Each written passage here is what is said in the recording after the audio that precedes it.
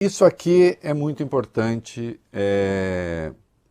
Às vezes, o país mergulhou num grau de maluquice, de loucura, em que se ideologizaram questões óbvias sobre ciência.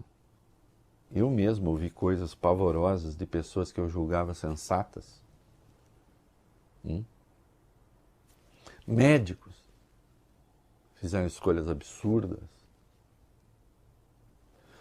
Desatentas todas essas pessoas. Aquilo que é um drama terrível. Ainda é. As consequências da Covid no Brasil não cessaram. Aliás, não se conhecem exatamente os desdobramentos da doença. Há ocorrências, muitas vezes, médicos amigos me contam, que não tem muita explicação até onde se conhecia até então. O que é que a Covid pode ter alterado? Né? Do que é que eu estou falando? Vamos lá.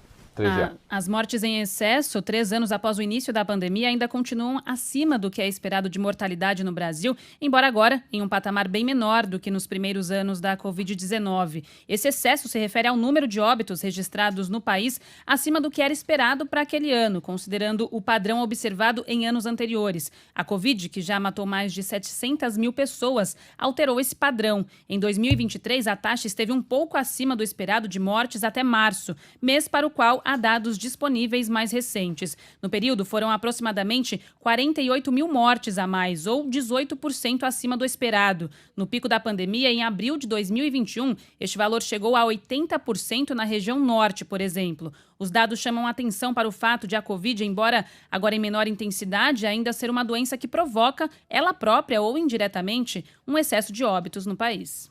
Isso, eu vou pedir para o Vólio Bene ler a retranca seguinte, porque aí eu quero comentar as duas coisas. Porque tem um troço muito importante aqui, porque eu lembro que muita delinquência se disse, né?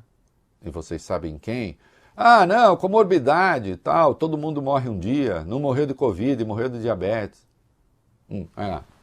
A epidemiologista Fátima Marinho, consultora sênior da Organização Global de Saúde Vital Strategies, afirma que as mortes em excesso na pandemia foram importantes para entender a real dimensão dos óbitos pelo coronavírus. Ela explicou: as principais causas de morte no país, que são câncer e doenças cardiovasculares, caíram na pandemia, então o excesso foi realmente causado por Covid, que foi a novidade em termos de doença.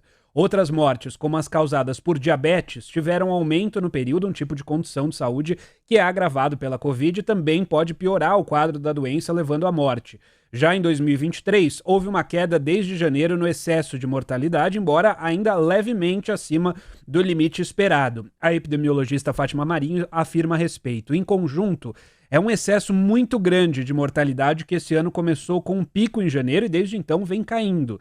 Não temos ainda os dados do período de inverno, mas é esperado agora que tenham mais quadros respiratórios por outros vírus que ficaram em baixa na pandemia e agora voltaram a circular. Isso. Então é o seguinte, as comorbidades, alguma comorbidade, Vólio Bene, quase todo mundo tem.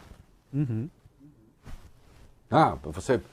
Nossa, eu peguei Covid, mas como a minha saúde é perfeita, bom, então teremos de ter brasileiros com saúde perfeita para que não se atribua a Covid. É claro que foi a Covid.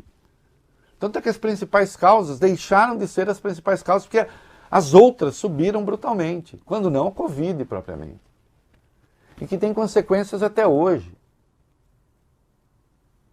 Então o negacionismo, que foi durante um tempo político oficial no Brasil, e não fosse o Supremo, a tragédia teria sido de dimensões inimagináveis.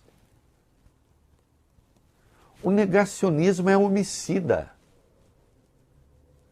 O negacionista é potencialmente um homicida em massa. E se ele tem poder para fazer a sua opinião influenciar milhares de pessoas, ele é um homicida em massa. Não é? E nós vimos isso no Brasil. E ponto. Comprovadamente. É isso aí.